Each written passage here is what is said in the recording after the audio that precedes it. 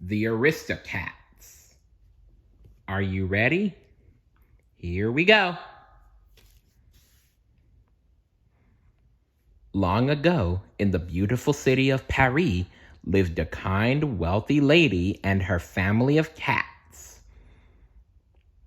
There was Duchess, the mother cat, and her 3 darling and sometimes mischievous kittens, Toulouse, Marie, and Berlioz.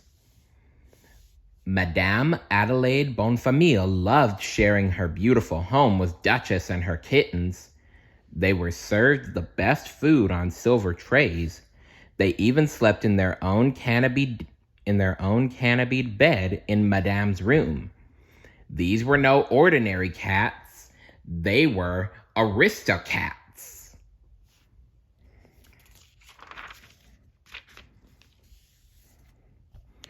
Toulouse was a talented painter. Berlioz liked to play the grand piano, and Marie planned to be a great singer someday. Madame loved her cats so much that she wanted to make sure they would enjoy the good life even after she was gone. So one day, she asked her lawyer to visit. "I simply want to make my will," she said. She wished to leave her entire fortune to her beloved cats for as long as they lived.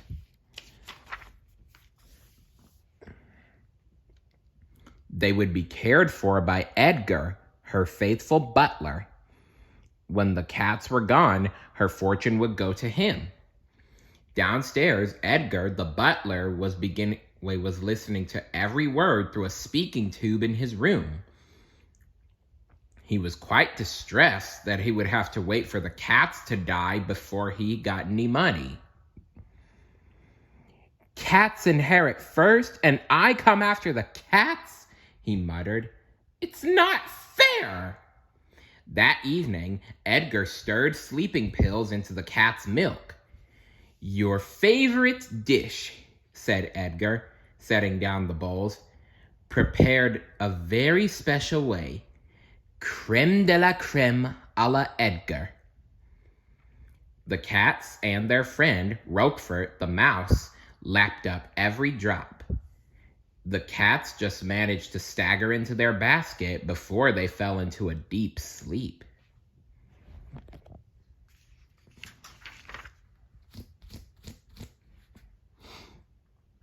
As soon as Madame was in bed, Edgar sneaked the cats out of the house to take them to the countryside and leave them.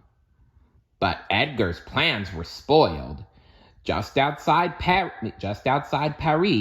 2 dogs jumped out, barking and snarling, giving Edgar a terrible fright.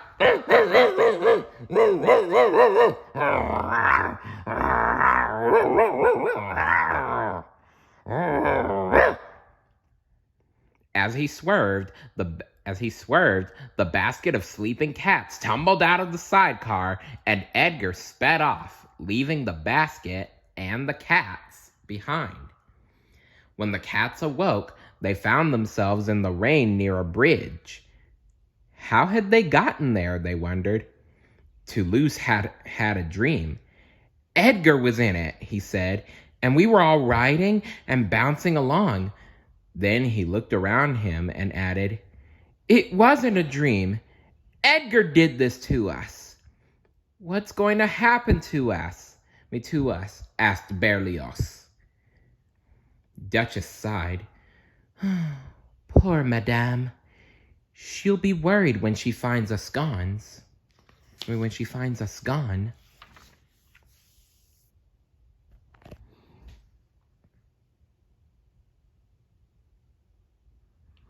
The next morning, the cats crawled out of the basket.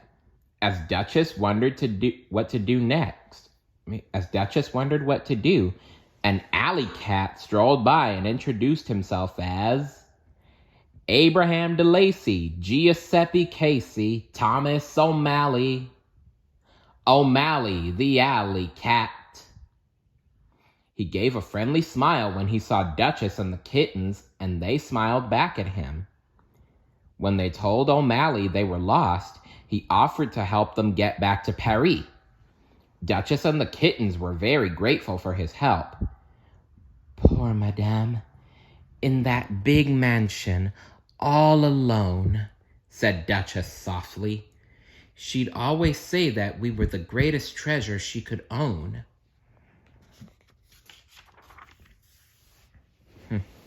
And what a wonderful alley cat O'Malley is.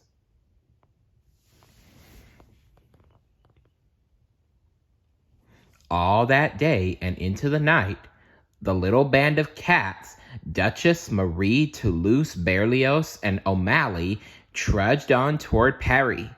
Duchess and the kittens were used to riding in carriages, not walking along country roads and across rooftops.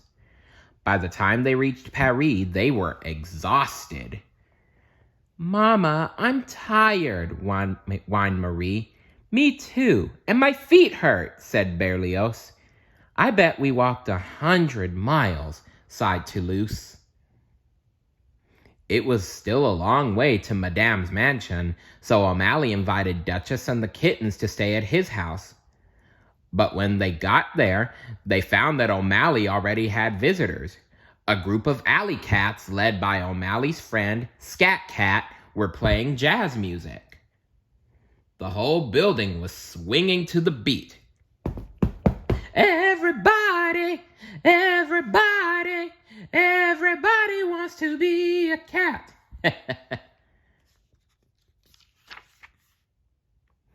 The kittens forgot all about being tired and joined in the fun. Berlioz helped play the old piano, Toulouse kept in time to the music, and Marie sang at the top of her voice. Even Duchess couldn't resist joining in. She and O'Malley danced happily until midnight.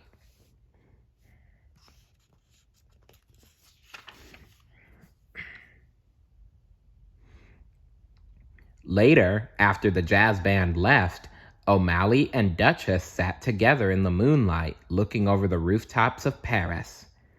O'Malley told Duchess that he wished she and the kittens could stay. They need, a sort of a father around. Duchess wished she could stay too, but she had to think of Madame. "I'm sorry, my dear," she told O'Malley sadly. "We just have to go home tomorrow." I think Duchess and O'Malley are falling in love. Don't you? The next morning, O'Malley escorted Duchess and the kittens to Madame's house.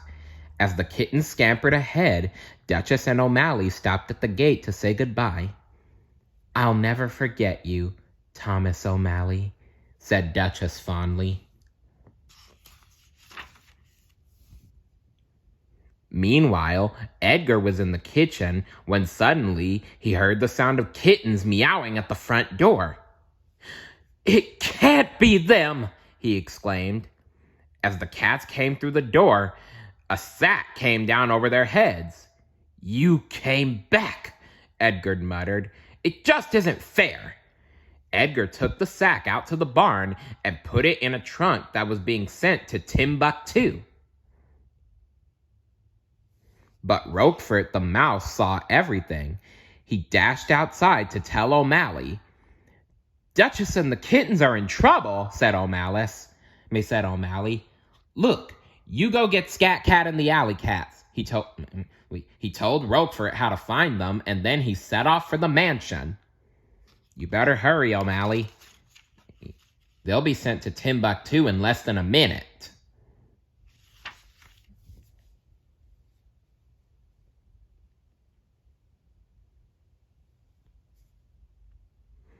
By the time Roquefort returned, Edgar had trapped O'Malley in the barn with a pitchfork.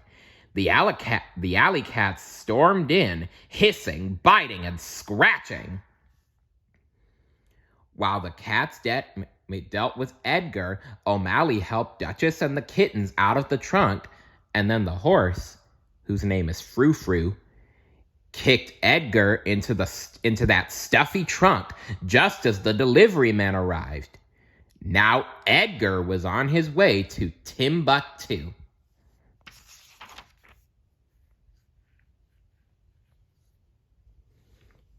Madame Bonfamille was thrilled to have Duchess and the kittens back. She was also delighted to meet O'Malley. "I think this young man is very handsome," she said to Duchess. "Shall we keep him in the family?" Madame decided to set up a home for all the homeless alley cats of Paris. From then on, all the cats would be treated as special, wonderful Aristocats. The end. What would you do if you had really fancy cats and really wild alley cats? Let me know in the comments below. See you later. Bye.